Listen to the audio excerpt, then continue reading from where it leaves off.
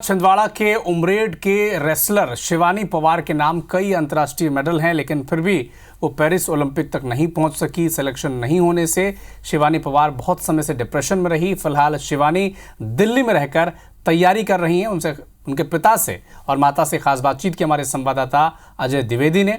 सुने आप।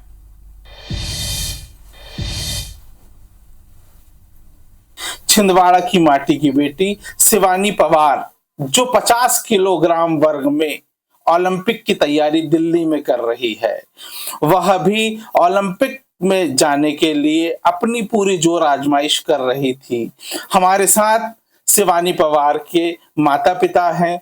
आखिर वे ऐसे कौन से कारण थे जिसके कारण शिवानी पवार पेरिस ओलंपिक में पहुंच नहीं पाई? बहुत पहले से वो रेसलिंग कर रही है, पर 3 साल से ओलंपिक की तैयारी कर रही थी वो, और पूरी ताकत लगा चुकी थी। उनने पूरा जी जान से मेहनत कर रही थी कि वो ओलंपिक के लिए खेले और मेडल लेके आए।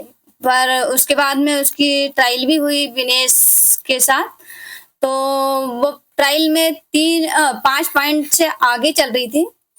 आगे चलने के बाद पता नहीं क्या हुआ, क्या वो हुआ, उनके फेडरेशन जो भी है, उनके कर्म जो भी, कि उन लोग को क्या समझ में आया, तो वो पॉइंट विनेश फोगाट को दिया गया, शिवानी का काट के जाने नहीं दिया गया। तो इसकी शिकायत कहीं ना कहीं शिवानी पवार ने की होगी।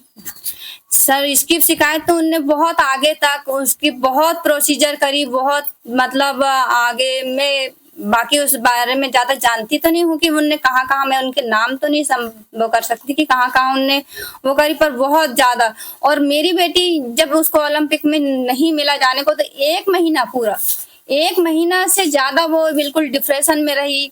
इतनी तैयारी करने के बाद जब वो नहीं जा पाई थी, इतनी तकलीफ हुई थी।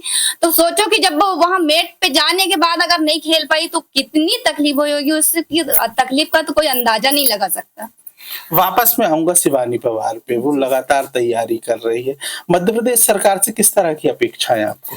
सर, मध्य प्रदेश सरकार से तो मैं कोई अब इच्छा ही नहीं रखना बाकी सोचती हूँ, क्योंकि उस मतलब अगर वो तो विनेश फोगाट को ओलंपिक में जाना उसका तो तय था, क्योंकि उसकी पूरी सरकार उसके साथ खड़ी थी।